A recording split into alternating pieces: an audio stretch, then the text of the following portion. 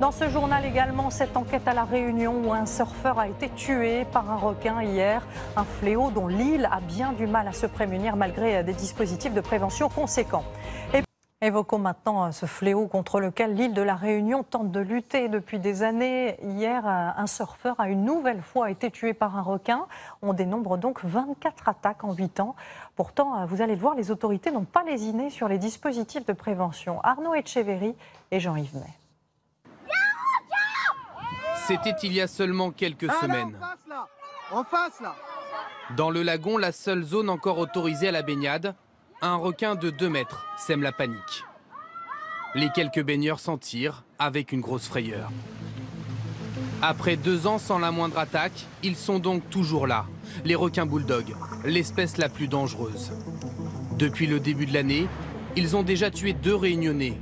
Un surfeur hier et il y a 3 mois un pêcheur à pied dans l'est de l'île.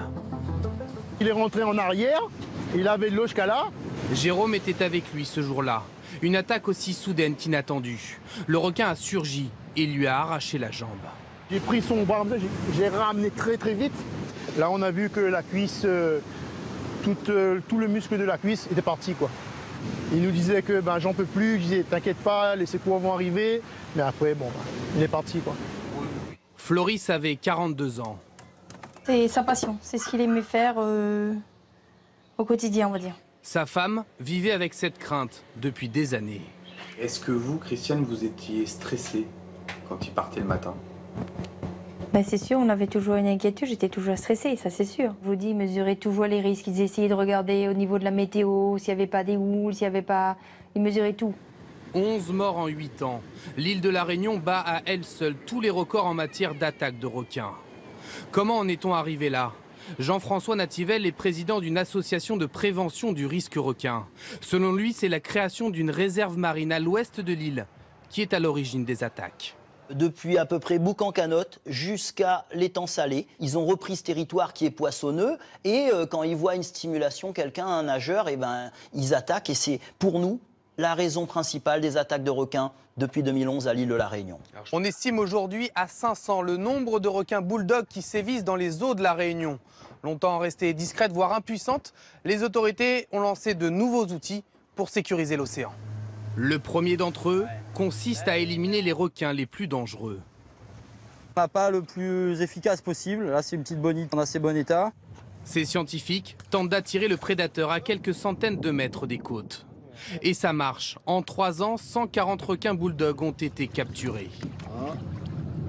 Les autorités testent aussi depuis quelques semaines des sonars ou encore ces barrières électromagnétiques qui doivent repousser les requins vers le large.